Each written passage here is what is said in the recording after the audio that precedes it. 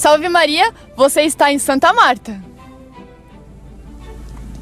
Salve Maria! Aqui está o grupo da Ousadia Marial. Sejam bem-vindas! Vocês vão gostar. Salve Maria! Ousadia Marial. Salve Maria, estamos aqui hoje para revelar mais um segredo da Ordem Segunda. Vocês queriam saber e a gente está aqui para contar. Bem, nós vamos visitar hoje a casa de Santa Marta, onde reside o grupo Ousadia Marial. São aquelas que entram com idade mais madura para fazer uma experiência vocacional nos arautos. Vocês querem conhecer?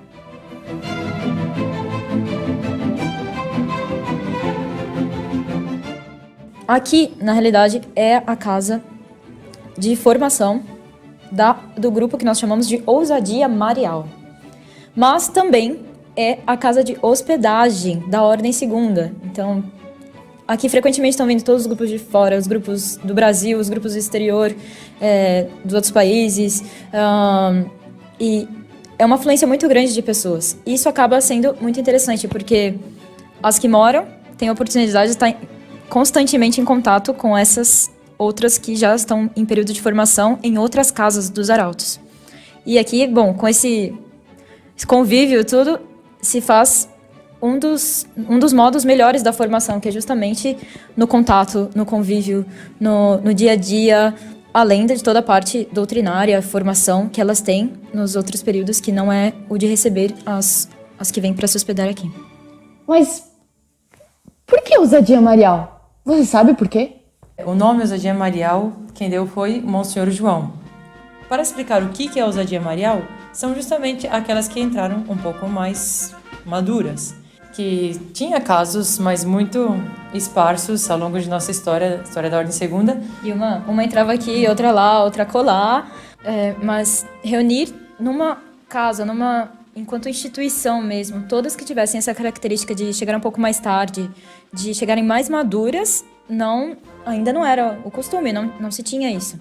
E por que Ousadia Marial? Por que foi dado esse nome?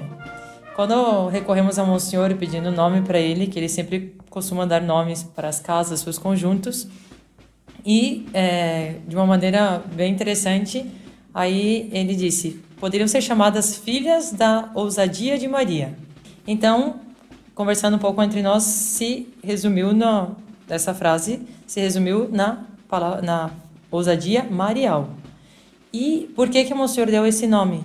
Porque dizia ele que era uma ousadia de Nossa Senhora, nesse período em que nós estamos, em que a sociedade está tão, assim, decadente. Muitas vezes os jovens, sobretudo todas as propostas que fazem para os jovens, para as pessoas, de a pessoa seguir o caminho do mal, enveredar por uma via não muito santa e, quizás, pecaminosa. Nessa hora, Nossa Senhora ainda chama para uma vocação religiosa, para uma via religiosa, sendo pessoas que já estão bem formadas, porque aqui nós temos desde pessoas que entraram aos 40 anos, como vocês já viram no caso da Silvia. Médicos, advogados, arquiteto, engenheiro, que mais? Cozinheiras de tudo. Terapeutas. Sim, médicas. Professoras. Elas podem se perguntar, será útil tudo aquilo que eu estudei a minha vida inteira? Será útil na fileira dos arautos? Bom, de fato, essa é uma pergunta que nós nos fazemos. Eu, pelo menos, me fiz muitas vezes. Por que me senti chamada para uma vocação religiosa depois de ter como que já um plano constituído, iniciado uma faculdade, eu estava no 4º ano da faculdade de medicina. Bem, Deus escreve certo, em linhas retas. E o que foi tudo aquilo que eu deixei para trás? Assim, para que serviu? Assim, muita coisa, talvez eu não... Até hoje não sei responder ao certo, porque que fiz tantas coisas no caminho, etc. Tantas outras irmãs que eu também conheci depois que cheguei aqui, passaram pela mesma situação, já tinham planos, carreira, faculdades deixadas pelo meio. Mas algumas coisas eu vejo que Nossa Senhora permitiu para que eu pudesse oferecer para o bem da obra.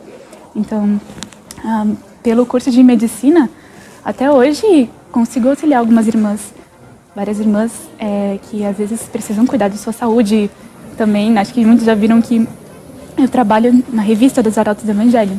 E uma das coisas que eu faço é exatamente os desenhos. Isso foi algo que eu aprendi antes com a família, com amigos. Era como que um hobby, digamos assim. Mas aqui eu posso colocar a serviço da casa de Nossa Senhora.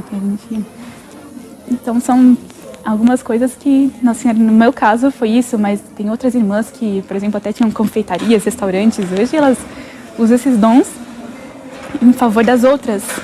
Como é impressionante ver o desabrochar da graça na alma de uma pessoa. Porque se você vai pegar a história de qualquer uma delas, é uma história completamente diferente da outra. Situações diferentes, contextos diferentes. Quando os arautos começaram a tomar conta das capelinhas aqui da paróquia da Serra da Cantareira, eu já ajudava na capela São Judas, inclusive. Um certo dia, estava andando na rua e no estabelecimento eu vi um medalhão de Nossa Senhora. E eu achei muito bonito esse medalhão e perguntei para o senhor que estava na loja o que significava. E ele disse: esse medalhão é dos arautos do Evangelho. E eu disse: arautos do Evangelho? Mas o que é isso? Foi num velório. E foi no velório do meu avô materno. Então estávamos todos assim, um tanto desolados. E aí foi muito impressionante porque, dentre tantas pessoas que passavam por ali, entraram 2 membros do grupo, 2 senhores da Ordem Primeira. E aquilo, o momento que eles entraram, foi realmente assim um impacto muito grande.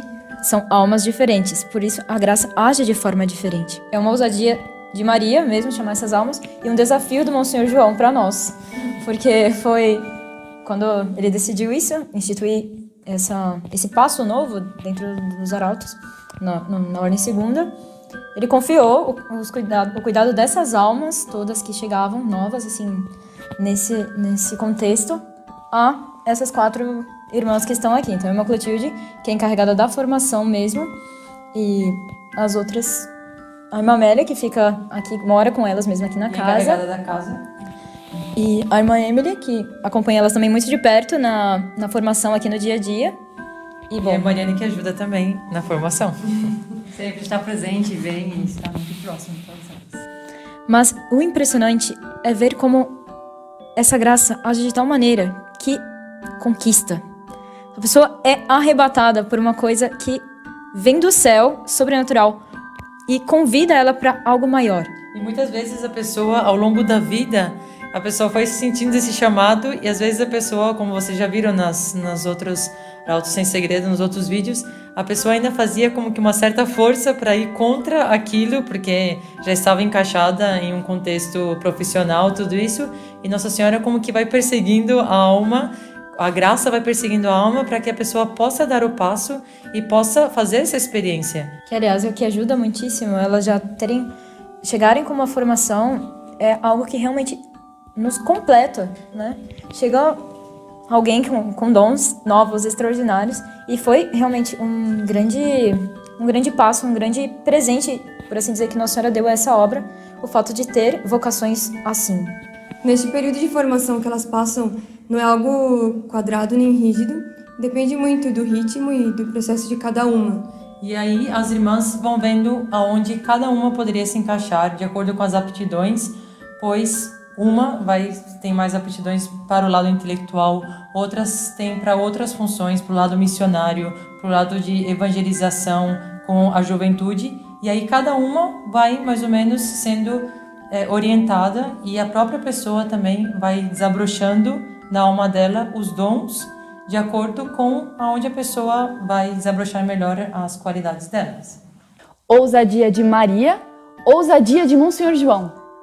Essas almas deixam tudo, abandonam o mundo, é lindíssima a vocação. Mas, e agora? E os meus talentos? Alguém poderia se perguntar. O que elas vão fazer com todos os talentos que elas têm? Será que elas enterram os talentos quando entram nos arautos? Quando a pessoa entra para os arautos, ela não enterrou os talentos. Ela faz com que aquilo que ela aprendeu ao longo de vários anos na vida, ela encontra o desabrochar de tudo isso a serviço de Nossa Senhora. E aí ela tem plena alegria. E espera um pouco. Entrou para os arautos? Não tem mais como sair. As portas estão abertas, literalmente abertas, tanto para a entrada quanto para a saída. É a pessoa que escolhe mesmo. Depois que ela passa o tempo de discernimento vocacional, é opção dela, única e exclusivamente dela, de ficar ou de sair e continuar a vida como ela tinha imaginado antes. Aconteceu vários casos de algumas que estiveram aqui conosco, passaram um tempo, período de formação, mas depois optaram por seguir as vias do matrimônio ou continuar a própria carreira que já haviam escolhido, mas tudo com muita naturalidade. Inclusive, são pessoas que mantêm contato conosco ainda, que hoje em dia estão ajudando outras pessoas com os benefícios da formação que receberam aqui. Eu que acompanho elas na vida diária, posso dizer para você, elas são muito felizes. Aí comprova aquele ditado, há mais alegria em dar do que em receber.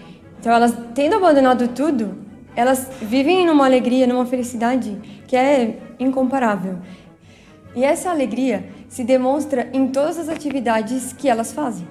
Então, seja no treino de coro, seja no treino de instrumentos, seja na culinária, seja separando hóstias, nas alfaias, até mesmo nos jogos, ordem unida, horas de lazer, de leitura, até mesmo em conversas. Elas sempre demonstram muito essa alegria, essa vivacidade que elas sentem no fundo por estarem servindo a causa de Nossa Senhora.